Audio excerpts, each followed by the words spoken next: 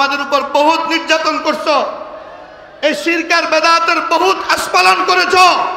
দেশ পরিবর্তন হয়েছে, এখন আর গর্তের ভিতরে থেকে চ্যালেঞ্জ দিলে হবে না, বের হয়ে আসো।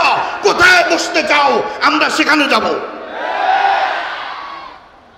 পুরা বাংলাদেশ যেখানে বসতে চাও, যদি মনে করো না পাকিস্তান থেকে যে 3টা ইম্পোর্টেড মাল আছে এখনো বাংলাদেশে আছে, বাংলাদেশি দিয়া হয় না, এই জন্য পাকিস্তান থেকে 3 জন আমদানি করছে। আজীব ব্যাপার, ইখতারাহু আল বাত্তালুন ওয়া আখাযাহু আল আক্কালুন। চমৎকার কথা যে এই মিলাদুন নবী, ঈদে মিলাদুন নবী নাম দিয়া এটারে আবিষ্কার করছে বাতিলপন্থীরা, আর এটারে আনন্দে গ্রহণ করছে খাওয়ান্নারা। কারণ শুধুমাত্র এই একটা জায়গা ব্যবহার করে মানুষের আবেগ অনুভূতি জাগায়া সিন্নি, জিলাপি, বিরিয়ানি আরো আপডেট হয়েছে। কি আগে না হুদা জিলাপি কত কিছু হয়েছে খায়। আমাদেরকে তারা আসে সবক দিতে যে নবীকে আমরা চিনি না, নবীর সাথে আমাদের দুশ্মনী, নবীর মহব্বত আমাদের অন্তরে যদি থাকতো তো আমরাও ঈদ করতাম নবীর আনন্দে। আমাদেরকে নবীর মহব্বত আর ভালোবাসার সবক সিন্নি দিয়া আর জিলাফি দিয়া দিতে হবে না। বালাকোটের ময়দানে ইংরেজদের বিরুদ্ধে নবীর দ্বীন রক্ষা করার জন্য বুকের রক্ত আমরা দিয়েছিলাম। 1866-তে সিপাহী বিপ্লবে রক্ত আমরা দিয়েছিলাম, 47-এ আমরা দিয়েছিলাম। শাপলা চত্বরে নবীর ইজ্জত রক্ষা করার জন্য বুকের রক্ত আমরা দিয়েছিলাম। আমাদেরকে নবীর ভালোবাসা শিখাইতে আইসো না।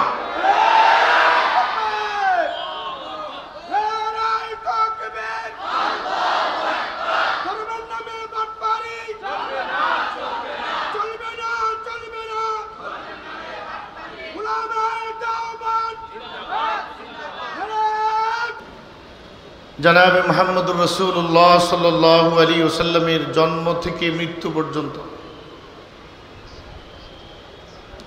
বরং ইমাম কাসতালানী রাহিমাহুল্লাহর বর্ণনা অনুযায়ী, বক্তব্য অনুযায়ী পৃথিবী সৃষ্টির আরো আগে থেকে অনেক বিষয় আছে যেগুলো রাসূলের সিরাতের সাথে সম্পৃক্ত। যেমন ওয়াইযা আখাযাল্লাহু মিসাকান নাবিয়্যিনা লামা আতাইতুকুম মিন কিতাবিন ওয়া হিকমা সুম্মা জাআকুম রাসূলুম মুসাদ্দিকুল লিমা মাআকুম লাতু'মিনুন্না বিহি ওয়া লাতানসুরুন্না ক্বালা আ'আকরারতুম ওয়া আখাযতুম আলা যালিকুম ইসরি ক্বালু আকরারনা ক্বালা ফাশহাদু ওয়া আনা মাআকুম মিনাশ শাহিদিন। সমস্ত নবীদের রূহগুলোকে একসাথ করে আল্লাহ তাআলা ওনাদেরকে বলেছিলেন যে তোমরা আমার সাধারণ মাখলুক না, তোমরা আমার পয়গম্বর, অথবা আপনারা আমার পয়গম্বর। আমি আপনাদের কাছে কিতাব নাজিল করব, হিকমা দিব, অতঃপর আমার দেয়া কিতাব আর আমার দেয়া ইলম অনুযায়ী দ্বীনের কাজ করতে থাকবেন, তাবলীগ করতে থাকবেন, দাওয়াত দিতে থাকবেন। অতঃপর আপনাদের সামনে দুনিয়াতে আগমন করবে আমার সর্বশেষ রাসূল। যখন তার আগমন হবে তখন আপনাদেরকে 2টি কাজ করতে হবে, লাতু'মিনুন্না বিহি ওয়া লাতানসুরুন্না, তার প্রতি ঈমান আনতে হবে এবং তাকে সাহায্য করতে হবে। দেখেন, কোন পয়গম্বরকে আল্লাহ এখনো দেহ দেন নাই, সবাই এখনো রূহের মধ্যে আছে। তখনই আল্লাহ তাআলা সমস্ত রূহকে ওয়াদা করিয়েছেন যে শেষ নবীকে সাহায্য করতে হবে, তার প্রতি ঈমান আনতে হবে। হযরত আল্লামা ইমাম আলুসি হানাফি বাগদাদি রাহিমাহুল্লাহ রুহুল মাআনির মধ্যে চমৎকার বলেছেন। তিনি বলেছেন শেষ নবীর আগমনের কথা, তার প্রতি ঈমান আনার কথা, তাকে সাহায্য করার কথা আল্লাহ দেহের ভিতরে ঢুকান নাই, আল্লাহ নবীদের রূহের ভিতরে ঢুকাইয়া দিয়েছে। এই জন্য রূহের সামনে আল্লাহ তাআলা বলেছে। তাহলে আমার রসুলের সিরাতের আলোচনার একটা পার্ট তো পৃথিবী সৃষ্টির আগেও আছে, নবীদের দুনিয়াতে আগমনের আগেও আছে। এরপর আল্লাহর হাবিব বলেন, কুনতু নবিয়ান ওয়া আদামু বাইনার রূহি ওয়াল জাসাদ, রাওয়াহু তিরমিজি, সুনানে তিরমিজির হাদিস।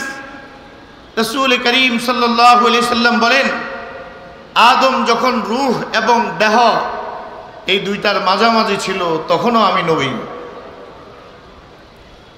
আল্লাহ তাআলার ইলমে তখনও আমি নবী। তো রাসূল করিম সাল্লাল্লাহু আলাইহি সাল্লামের সিরাতের আলোচনা, জিন্দেগীর আলোচনা, রাসূলের প্রতি ঈমান আনার আলোচনা দুনিয়ার সবকিছু সৃষ্টির আগেও আল্লাহ তাআলা করেছেন। তারপর দুনিয়াতে নবীর আগমনের সূচনা হলো। 63 বছর জীবন যাপন করে আল্লাহর হাবিব রফিকে আলা মহান বন্ধুর কাছে আবার ফিরে গেলেন ওনার মিশন পুরা করে। তো নবীর জন্ম থেকে মৃত্যু পর্যন্ত এর আগে যা আলোচনা হয়েছে সব মিলে আল্লাহর হাবিব সাল্লাল্লাহু আলাইহি সাল্লামের সিরাতুন নবী, নবীর জীবন আদর্শ। আমাদের দেশে যত ধরনের ফেরকা আছে, যত ধরনের পন্থী আছে, আর যত ধরনের ব্যক্তি যত ধরনের সিরাতের কিতাব রচনা করেছে, সংকলন করেছে, অথবা আমরা যারা অধ্যয়ন করেছি, আপনারা সকলে একটু মেহেরবানি করে বলবেন, কোনো একটি সিরাতের কিতাবে নবীর জন্মের কথা নাই এমন কোন সিরাতের কিতাব আপনারা জীবনে দেখেছেন? পৃথিবীতে আছে এমন কোন কিতাব? কোনো কিতাব নাই। রাসূলের সিরাতের উপর যত কিতাব রচিত হয়েছে সমস্ত কিতাব নবীর জন্ম থেকে মৃত্যু পর্যন্ত পুরা জিন্দেগি আলোচনা করেছে, আলোচনা হয়েছে এই কিতাবগুলোতে। এই ধারাবাহিকতা আল্লাহর হাবিব সাল্লাল্লাহু আলাইহি সাল্লামের পুরা জীবনে ছিল, যে মিলাদুন নবী সিরাতুন নবী থেকে আলাদা না। ওই অবস্থা সাহাবায়ে কেরামের যুগে, খেলাফতে রাশেদার যুগে 30 বছর সিরাতুন নবী আর মিলাদুন নবী আলাদা ছিল না। 100 হিজরি পর্যন্ত সাহাবায়ে কেরামের জমানা পুরাপুরি খতম হওয়া পর্যন্ত, কেউ বলেছেন 100, কেউ বলেছেন 110, আল্লাহর হাবিব সাল্লাল্লাহু আলাইহি সাল্লামের আখিরু মান মাতা মিনাস সাহাবা আবু তুফাইল, আল্লাহর হাবিবের সাহাবীদের মধ্যে সর্বশেষ ইন্তেকাল করেছেন আবু তুফাইল, 110। এই পর্যন্ত সিরাতুন নবী আর মিলাদুন নবী আলাদা ছিল না। তাবিঈনদের 150 বছর সিরাতুন নবী মিলাদুন নবী আলাদা ছিল না। তবে তাবিঈনদের আরো 100 বছর সিরাতুন নবী মিলাদুন নবী আলাদা ছিল না। জন্ম থেকে মৃত্যু পুরা নবীর সিরাত, জন্ম থেকে মৃত্যু পুরা নবীর সিরাত। নবীও বলেন, সাহাবীরাও, খোলাফায়ে রাশিদিনও বলেন, সাহাবীরাও বলেন, তাবিঈনরাও, তবে তাবিঈনরাও, আইম্মায়ে আরবা, আইম্মায়ে হাদিস যারা, সবাই চলতে চলতে চলতে চলতে 600 হিজরি আসছে। বলেন তো ভাই কত হিজরি? 600। তার অর্থ এর আগে 6 শতাব্দী অতিবাহিত হয়েছে। মিলাদুন নবী আর সিরাতুন নবীকে কখনোই আলাদা করা হয় নাই। 600 হিজরি সনে ইরাকের মৌসিল শহরে, মৌসিলের অন্তর্গত আরবিল শহরে এক শাসক ছিলেন, তার নাম ছিল মুজাফফর উদ্দিন। এই লোকটা ইমাম শামসুদ্দিন জাহাবী রাহিমাহুল্লাহর বর্ণনা মতে মুসরিফ, মুতাকাব্বির এবং জালিম ছিল, অহংকারী, অপব্যয়কারী এবং জালিম। এই লোকটা হঠাৎ করে একটা ঘোষণা দিল, খুব মনোযোগ দিয়ে কথাটা খেয়াল করি ভাই। এই লোকটা আজীব এক ঘোষণা দিয়েছে যে কোরআন সুন্নাহর গবেষণা সবার জন্য উন্মুক্ত, কেউ কোনো ইমামকে মানতে হবে না, যে যেভাবে যার বুঝে ধরে ওইভাবে গবেষণা করে কোরআন হাদিসের উপর আমল করতে পারে। এই ঘোষণা দেওয়ার সঙ্গে সঙ্গে রাতারাতি কয়েক হাজার মুস্তাহিদের জন্ম হয়ে গেছে, বড় বড় গবেষক। অধিকাংশ মুস্তাহিদ যারা এই রাতারাতি মুস্তাহিদ হয়েছে, এই মুস্তাহিদরা ওই বাদশা থেকে কেমনে সুবিধা নিবে,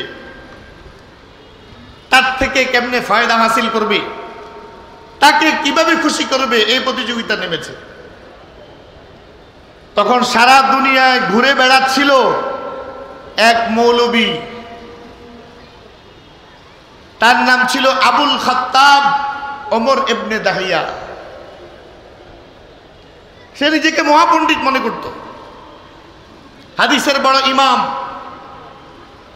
লুগাতের বড় ইমাম সে নিজেকে মনে করত, দাবি করত। আর খালি চক্কর লাগাইতো কোথাও কোনো দান্দা করা যায় কিনা। যখন তার কানে খবর গেল যে মুজাফফরউদ্দিন জালিম হলেও কোনোভাবে তাকে যদি কেউ আকৃষ্ট করতে পারে তাহলে তার থেকে বিরাট ফায়দা হাসিল করা যায়, পয়সা করি তার থেকে খোয়ানো যায়। এখানে একটা মজার কথা শুনে রাখেন। আবুল কাসেম আব্দুস সালাম রাহিমাহুল্লাহ ওই জমানার বড় ইমাম। আবুল কাসেম ইজ্জুদ্দিন আব্দুস সালাম, ইজ্জুদ্দিন ইবনে আব্দুস সালাম না, উনি আরেকজন। তিনি বলেন, আমার সাথে একদিন ইবনে দাহিয়ার সাক্ষাৎ হইল। আমি বহুদিন থেকে শুনতেছিলাম যে ইবনে দাহিয়া বড় পণ্ডিত, বড় মুহাদ্দিস। আমি জিজ্ঞাসা করলাম তাকে, কাম হাফিজতা মিন আহাদিসির রাসূল সাল্লাল্লাহু আলাইহি ওয়াসাল্লাম, আচ্ছা আপনাকে তো মানুষ মুহাদ্দিস বলে, আপনিও দাবি করেন বড় মুহাদ্দিস, আপনি হাদিস কতগুলো মুখস্থ করেছেন? ইবনে দাহিয়া বলেন, হাফিজতু আল জামিআ লিত তিরমিজি ওয়াস সহিহা লিল ইমাম আল বুখারী, এই দুইটা কিতাব আমার মুখস্থ আছে। তা আবুল কাসেম বলেন, আমি 5টা হাদিস বুখারী শরীফ থেকে, 5টা হাদিস তিরমিজি শরীফ থেকে, আর 5টা জাল হাদিস লিখে তার সামনে দিলাম। তো তিরমিজি শরীফের প্রথম হাদিসটা দেখে হে বলে, এটা তো তিরমিজি আর বুখারীতে নাই, এটা জয়ীফ হাদিস। আর আরেকটা জাল হাদিস পড়ে বলল, এই বিষয়ে আমার কোনো ধারণা নাই। ইমাম আবুল কাসেম বলেন, এই 15টা রিওয়ায়াতের ব্যাপারে একটা রিওয়ায়াতেরও কোনো ঠিকানা সে বলতে পারলো না, কোন কিতাবের, তাও আমাদের উপর বহুত নির্যাতন করছো, এই শিরক আর বেদাতের বহুত আস্ফালন করেছো, দেশ পরিবর্তন হয়েছে, এখন আর গর্তের ভিতরে থেকে চ্যালেঞ্জ দিলে হবে না, বের হয়ে আসো, কোথায় বসতে চাও আমরা সেখানে যাব। পুরা বাংলাদেশ যেখানে বসতে চাও, যদি মনে করো না পাকিস্তান থেকে যে 3টা ইম্পোর্টেড মাল আছে এখনো বাংলাদেশে আছে, বাংলাদেশি দিয়া হয় না, এই জন্য পাকিস্তান থেকে 3 জন আমদানি করছে। আজীব ব্যাপার, তাদের চট্টগ্রাম আহমদিয়া সুন্নিয়ার প্রিন্সিপাল, নাম বললাম না তার, আপনারা অনেকেই জানেন তার নাম, এক মিলাদ মাহফিলে নাকি সে উপস্থিত হয়ে দেখছে যে একজন লোক দাঁড়ায় নাই কিয়াম করার জন্য। হে বলতেছে, মনটা চাইছে তারা লাথি দিতে, মনটা চাইছে তারা উস্কা দিতে, নবীর সাথে গুস্তাখি করলো, নবীর সাথে বেয়াদবি করলো। এটা কোন সময় জানি হে কোন বক্তব্যের মধ্যে বলছে। তো গত কয়েকদিন আগে চট্টগ্রামে তাদের মিলাদ অনুষ্ঠান হইল, ওই পাকিস্তান থেকে আনা 3 জন ইম্পোর্টেড মাল 3টা চেয়ারের মধ্যে বয়া রয়েছে, আর বাকি সব দাঁড়ায় মিলাদ করতেছে, আর ওই তার পুরানা অডিওটা কোন শয়তানে জানি এটার লগে লাগাই দিতেছে। এখন তারা পাকিস্তান থেকে জাগরে আনছে, তাগরে লাগতেই তো মন চায়, কারণ সবাই দাঁড়াইছে, তারা বইয়া রয়েছে। যাই হোক, তাইলে ইবনে দাহিয়া নামক এই লোকটা মিলাদুন নবী আর সিরাতুন নবীকে আলাদা করলো। আল জুসসা লি আহলি সুন্নাহ, এক বিখ্যাত কিতাব, অনেকেই নাম শুনেছেন। এর ভিতরে মজার শব্দ লিখেছেন। যে রসুল করিম সাল্লাল্লাহু আলাইহি সাল্লামের পুরা জিন্দেগীর কোন জায়গা খাটাইয়া কোন জায়গা ব্যবহার কইরা সিন্নি খাওয়ান যায় না। কারণ নবীর মক্কা 13 বছরের জিন্দেগি সিন্নি খানার না মাইর খাওয়ার। মদিনার 10 বছরের জিন্দেগি জিলাপি আর মিষ্টি খাওয়ার না ময়দানে জিহাদ করার। তো তারা দেখছে নবীর পুরা জিন্দেগির কোনো একটা পার্ট দিয়া খাওয়ান যাইতো না, শুধুমাত্র জন্মের বিষয়টা নিয়ে আসতে হবে সামনে। ওইটা আনন্দের ব্যাপার, এই জন্য লেখছে ওইটার মধ্যে ইখতারাহু আল বাত্তালুন ও আখাযাহু আল আক্কালুন। চমৎকার কথা যে এই মিলাদুন নবী, ঈদে মিলাদুন নবী নাম দিয়া এটারে আবিষ্কার করছে বাতিল পন্থীরা, আর এটারে আনন্দে গ্রহণ করছে খাওয়ান্নারা। কারণ শুধুমাত্র এই একটা জায়গা ব্যবহার করে মানুষের আবেগ অনুভূতি জাগায়া সিন্নি, জিলাপি, বিরিয়ানি তো আরো আপডেট হয়েছে, কি আগে না হুদা জিলাপি কত কিছু হয়েছে খায়। আমাদেরকে তারা আসে সবক দিতে যে নবীকে আমরা চিনি না, নবীর সাথে আমাদের দুশ্মনী, নবীর মহব্বত আমাদের অন্তরে যদি থাকতো তো আমরাও ঈদ করতাম নবীর আনন্দে। আমাদেরকে নবীর মহব্বত আর ভালোবাসার সবক সিন্নি দিয়া আর জিলাপি দিয়া দিতে হবে না। বালাকোটের ময়দানে ইংরেজদের বিরুদ্ধে নবীর দিন রক্ষা করার জন্য বুকের রক্ত আমরা দিয়েছিলাম। 1866-তে সিপাহী বিপ্লবে রক্ত আমরা দিয়েছিলাম, 47-এ আমরা দিয়েছিলাম। শাপলা চত্বরে নবীর ইজ্জত রক্ষা করার জন্য বুকের রক্ত আমরা দিয়েছিলাম। আমাদেরকে নবীর ভালোবাসা শিখাইতে আইসো না।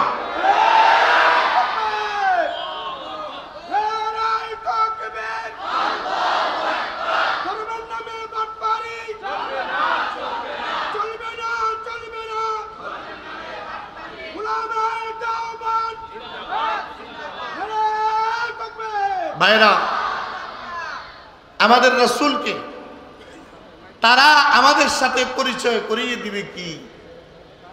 আমাদের আকাবির আসলাফরা রাসূলের যে পরিচয়ের কথা ওনাদের লেখা সিরাত কিতাবগুলোতে উল্লেখ করে গেছেন, ওই সকল বেদাতীরা সেগুলো আজ পর্যন্ত খুঁজেও পায় নাই।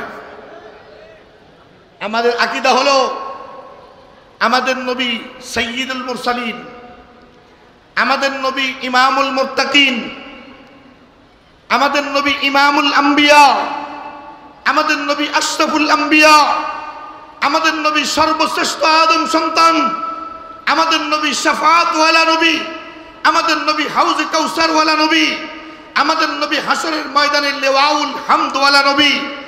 আমার নবীর নাম আমার রবের নামের পরে কালেমার মধ্যে পাওয়া যায়। আমার নবীর নাম আমার রবের নামের পরে আযানের মধ্যে পাওয়া যায়। আমার নবীর নাম আমার রবের নামের পরে ইকামতের মধ্যে পাওয়া যায়।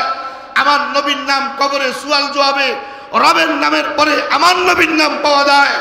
আমার নবী সর্বকালের সর্বশ্রেষ্ঠ নবী। চন্দ্র দ্বিখণ্ডিত হয়েছে যেই নবীর আঙ্গুলের ইশারায়, পাথরের জবান খুলেছে যেই নবীর ইশারায়।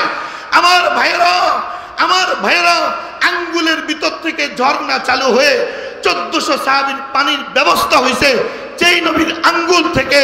যেই নবীর থুতু মুবারকের বরকতে 1400 সাহাবীর জন্য পানির স্রোত প্রবাহিত হয়েছে। আমার নবী সেই নবী। তুমি আমার নবীর মর্যাদা আমার কি বুঝাইতে পারবা? প্রত্যেকটা শব্দের যেই শব্দগুলো আমি আপনাদেরকে বলেছি প্রত্যেকটা শব্দ সহিহ রওয়ায়াত দ্বারা সাবিত প্রমাণিত। সময় তো নাই হাদিস একটা একটা বলে বোঝানো।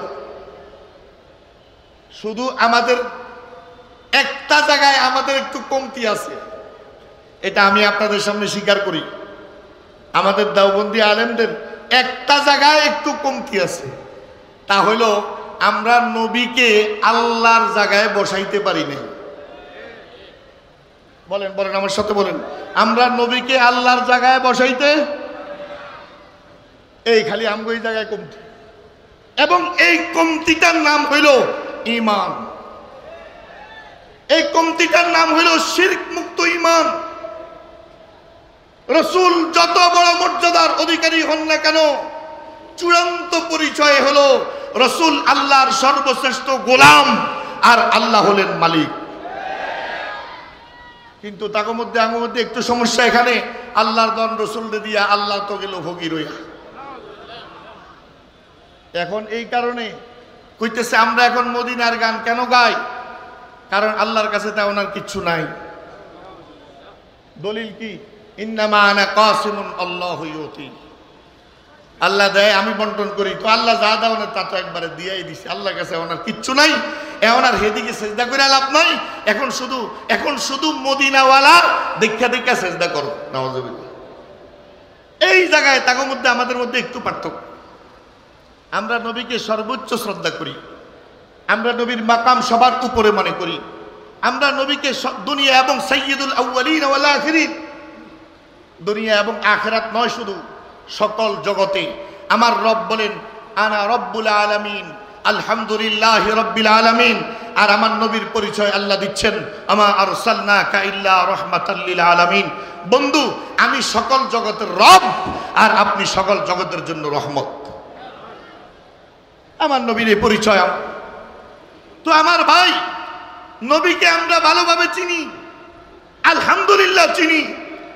নবীকে আমরা মহব্বত করি, জীবন থেকে, সন্তান থেকে, সম্ভ্রম থেকে, নিজের সমস্ত কামাই থেকে, পিতা মাতা থেকে, এবং প্রচন্ড তৃষ্ণার্ত অবস্থায় ঠান্ডা পানির চেয়েও আমরা নবীকে বেশি ভালোবাসি। কিন্তু আফসোস হলো এই, যতই ভালোবাসি না কেন আমরা এই আকীদাও অন্তরে রাখি, আমার ভালোবাসা নবীর প্রতি কোনো দিন আবু বকরের ভালোবাসা নবীর প্রতি যদ্দূর ছিল অদ্দূর হবে না। আপনাদের মধ্যে কেউ থাকলে হাত তুলে দেখান যে আমি আবু বকর থেকেও নবীরে বেশি ভালোবাসতে পারছি। আছেন কেউ? তাইলে বলেন, আমি আশিক রাসূল, আবু বকর আশিক রাসূল, আমি বড় না আবু বকর বড়? আমি আশিক রাসূল, সাহাবারা আশিক রাসূল, আমরা বড় না আবু বকর সাহাবারা বড়? তাহলে নবীর প্রকৃত আশিক হলেন সাহাবারা। নবীর ইশক শিখতে হলে সাহাবীদেরকে দেখতে হবে, নবীর ভালোবাসা শিখতে হলে সাহাবীদেরকে দেখতে হবে, নবীর প্রতি ইজ্জত শিখতে হলে সাহাবীদেরকে দেখতে হবে। আফসোসের ব্যাপার হলো এই, আজ ঈদে মিলাদুন নবী হলো নবী প্রেমের আর নবী ভালোবাসার এক নাম্বার আলামত, কিন্তু এই ঈদে মিলাদুন নবী পালন না কইরা সোয়া লক্ষ সাহাবী দুনিয়া থেকে গেল, লক্ষ লক্ষ তাবী দুনিয়া থেকে গেল, লক্ষ লক্ষ তাবে তাবিঈন দুনিয়া থেকে গেল, আইম্মায়ে মুজতাহিদিনরা দুনিয়া থেকে গেল। কেউ এই ঈদে মিলাদুন নবী পালন কইরা নবীর আশিক হইয়া যাইতে পারল না। 600 বছর পর যেটা আবিষ্কার হইল সেটা হইল আশিকের আসল পরিচয়। আল্লাহর কসম, 600 বছর পর আবিষ্কার হওয়া বেদাত দিয়া আশিক রাসূল হওয়ার চেয়ে এই বেদাত মুক্ত সাহাবাওয়ালা আশিক রাসূল হওয়া আমাদের জীবনের স্বপ্ন। তোরা এই আশিক রাসূল হইয়া থাক, আমরা আবু বকর মার্কা আশিক রাসূল। আমি গতবারও বলছি, এর আগের বারও বলছি, আমগো হুজুররা মাশাআল্লাহ প্রত্যেক বছর বিষয় আমার ঈদে দেয়। তো যারা এই সিরাত মাহফিলে আসে তারা মনে করে এই মেয়ে মনে হয় ঈদে দেন। তো ওনারা গতবারও দিছে, আগের বারও বলেছেন, এবারও হুকুম।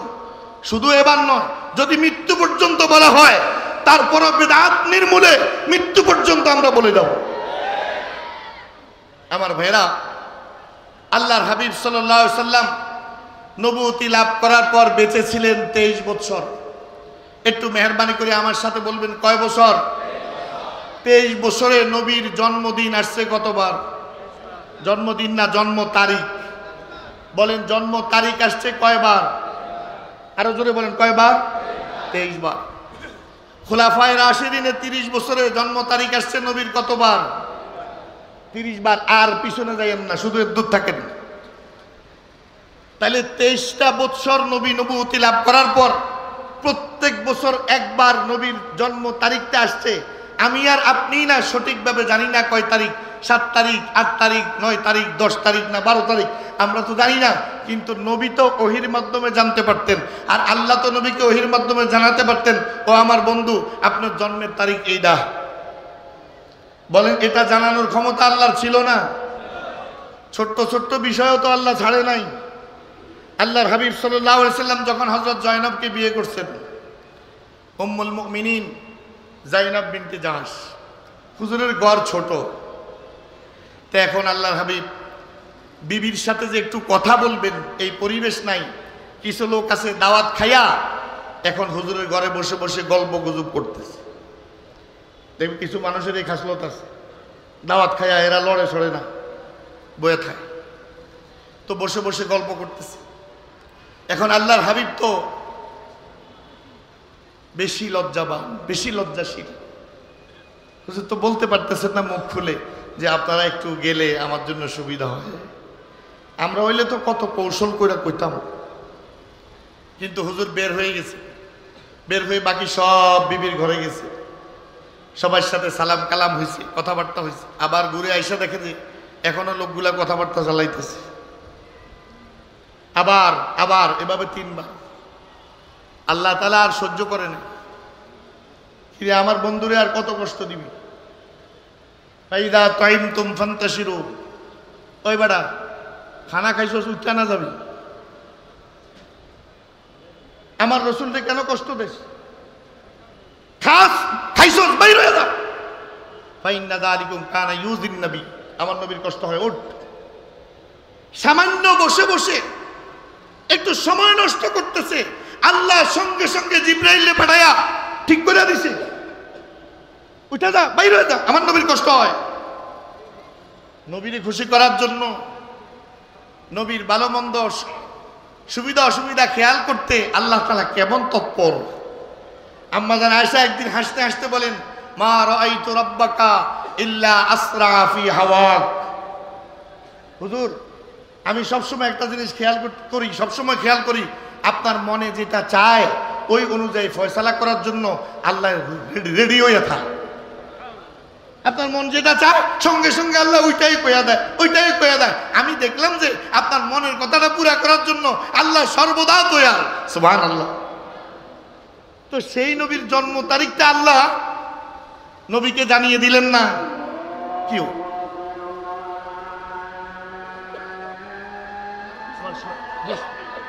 এই আযানটা শেষ হোক, বেশি জোরে।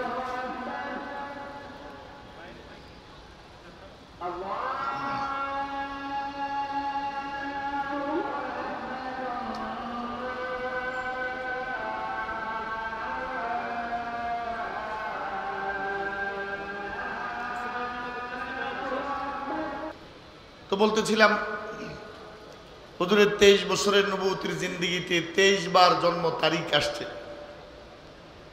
কোন একজন সাহাবী আল্লাহর নবীকে জিজ্ঞেস করে না, ইয়া রাসূলুল্লাহ আপনার জন্মের তারিখটা কবে? আল্লাহর হাবিব কোন একজন সাহাবীকে কখনো এটা বলেন নাই যে দেখো আমার জন্মের তারিখ এটা। বরং আল্লাহর নবী 3টি কথা বলেছেন। ওয়ালিদতু আমাল ফিল, আব্রাহার হস্তি বাহিনীর বছর, যে বছর আব্রাহার হস্তি বাহিনী মক্কার উপর আক্রমণ করেছে, মক্কা মুআজ্জামার উপরে, ওই বছরে আমার জন্ম হয়েছে। সুইলা রাসূলুল্লাহ সাল্লাল্লাহু আলাইহি ওয়াসাল্লাম আন সাওমিল ইসনাইন, সহিহ মুসলিম শরীফের হাদিস, আবু কাতাদা থেকে। হুজুর আপনি সোমবারে কেন রোজা রাখেন? হুজুর বলেন যাকা ইয়াউমা উলিদতু, এই দিন আমি জন্মগ্রহণ করেছি। আল্লাহ তাআলার নিয়ামতের শুকর হিসাবে আমি রোজা রাখি। তাহলে হুজুর জন্মের দিন ঠিক করে দিলেন। আমার সাথে সাথে বলেন তো হুজুরের জন্মের দিন কি? সবাই বলেন জন্মের দিন কি? জন্মের বছর কি? আমুল ফিল। বলেন জন্মের বছর কি? মাসটা কি? রবিউল আউয়াল। এই বিষয়ে উম্মতের প্রায় ইজমা হয়ে গেছে যে হুজুর জন্মগ্রহণ করেছেন রবিউল আউয়ালে। বৎসরও ঠিক আছে, মাসও ঠিক আছে, বারও ঠিক আছে। এবার আমার সাথে সাথে বলবেন বৎসর ঠিক আছে। বলেন বৎসর, মাস, বার, শুধু ঝামেলা হইল তারিখ। এটা নির্ধারিত না, তারাও জানে, আমাদের ওই দোস্তরাও জানে যে রাসূল করিম সাল্লাল্লাহু আলাইহি ওয়াসাল্লামের জন্ম 12 তারিখে। এটা একটা মত, মজবুত মত আছে 8 তারিখে, আরেকটা মজবুত মত আছে 9 তারিখে। রবিউল আউয়ালের বাইরের মতো আছে, সেটা ভিন্ন বিষয়। তো এই তারিখটা শুধু নির্ধারিত না। তো এবার সাহাবায়ে কেরাম ছোট্ট ছোট্ট বিষয় নবীকে জিজ্ঞেস করে, ইস্তেনজার ব্যাপারে জিজ্ঞেস করে। কুলুফের ব্যাপারে জিজ্ঞেস করে। হযরতে আলী পেশাবের রাস্তা দিয়ে কিছু নাপাক বের হয়, মজি বের হয়, এই বিষয়ে নবীরে জিজ্ঞেস করে। কিন্তু কোনো একজন সাহাবী এটা নবীকে জিজ্ঞেস করে না। ইয়া রাসূলুল্লাহ, বৎসর তো বললেন, মাস তো বললেন, দিন তো বললেন, তারিখটা তো কদ্দুর বলে দেন। কেউ জিজ্ঞেস করলেন না কেন? আল্লাহর হাবিব বললেন না কেন?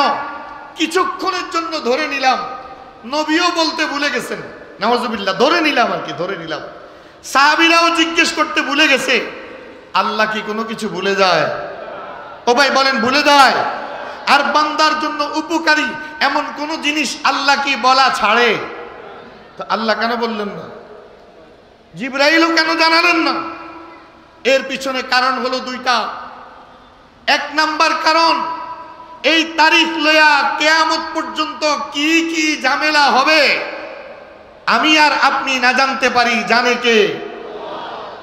ব্যাস, আল্লাহ এটাকে মখফি, গোপন রেখে দিয়েছেন। নবীও জানতে চেষ্টা করেন নাই, সাহাবারাও না, খোলাফায়ে রাশিদিনরাও না, পরবর্তী সাহাবারাও না, তাবিঈনরাও না, তবে তাবিঈনরাও না, আইম্মায়ে মুজতাহিদিনও না। শুধুমাত্র তারা হিসাব করে একটা অনুমান করে বলেছেন হুজুরের জন্ম তারিখ এটা হতে পারে, এটা হতে পারে, এটা।